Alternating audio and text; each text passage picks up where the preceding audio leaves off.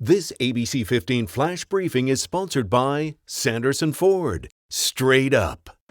Hi, I'm Steve Irvin with your top stories from ABC15 Arizona. Right now, coronavirus numbers continue to soar around the country. The United States recording 1,000 new deaths in the last 24 hours alone. Arizona making up more than 4% of those deaths. In our state, 42 dead in one day, getting close to nearly 3,000 new cases today. Those are levels we have not seen since the height of the pandemic last winter. This is coming as local hospitals forced to upgrade their ICU capacity. Valley-Wise opening up another COVID wing. And nurses saying nearly all their patients in the ICU are unvaccinated. And what's worrying them is that the patients are younger. There have been quite a few younger patients, like 30s to 40s, that have come in and haven't done well, which is kind of scary because that's kind of it's a bit different than the first couple times around. Valley-Wise doctors also saying they don't think we've hit the peak of this new wave. This weekend, a free vaccination event if you or someone you know still needs the vaccine.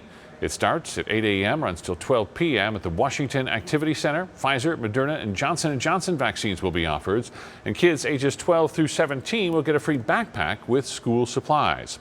United Airlines, part of the growing list of major corporations requiring all employees to get vaccinated against COVID-19. It is the first major domestic carrier to mandate this. Company officials say workers who refuse to show proof of vaccination will be fired. Employees must show proof by the end of October. As of now, it is not a requirement for passengers. A heads up if you're headed to the airport this weekend. I-10 set to close heading west in that area. Here's where it's happening between the US 60 and 40th Street near the airport. Again, that's westbound I-10.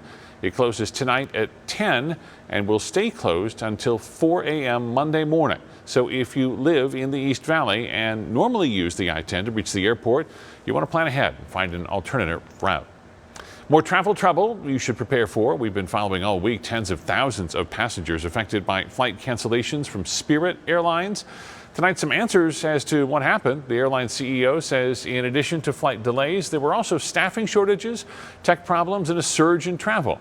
Don't expect the problem to be fixed soon. The CEO says more flights will likely be canceled for the next several days. Here in the desert, we're pumping the AC nearly 24/7 during the summer. And with climate change, driving temperatures higher, it means we're running them a lot harder for even longer. A new report from Climate Central showing the huge increase in AC use in Phoenix over the past 50 years. They use a measurement called a cooling degree day, or CDD. It's the difference between the daily average temperature and 65 degrees, which is the engineering standard for indoor AC. For example, a 90-degree day is 25 CDDs. Since 1970, the yearly CDD has jumped from about 4,000 to more than 5,000 in 2020, and that trend is expected to continue. The federal agency, the Energy Information Administration, expects AC use to increase by 59% by 2050, driving up energy use and electric bills. MEGHAN exiting The View today after 4 years on the popular daytime talk show. This has been a really wild ride the past 4 years of my life. It's been honestly the best of times and the worst of times in all ways, on and off this show. And it's been a really incredible, liberating experience. And I will always cherish the time I spent with all of you. So thank you all from the bottom of my heart. The Arizona native and conservative voice on the show is leaving to spend more time with her family. The 36-year-old says most of her time will now be spent in Washington, D.C. instead of New York. Tracking your most accurate forecast now, I'm meteorologist Jorge Torres. Hot, humid, and poor air quality.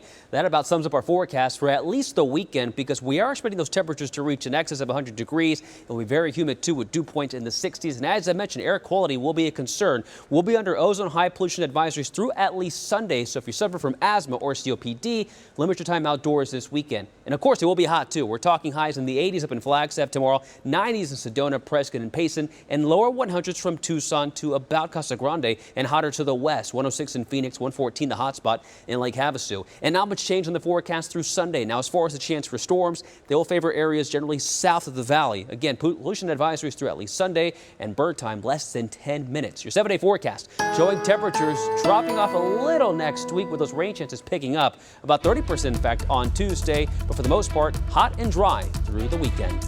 For the latest headlines, weather, and traffic, head to ABC15.com or download the free ABC15 mobile app. This ABC 15 Flash Briefing is sponsored by Sanderson Ford. Straight up.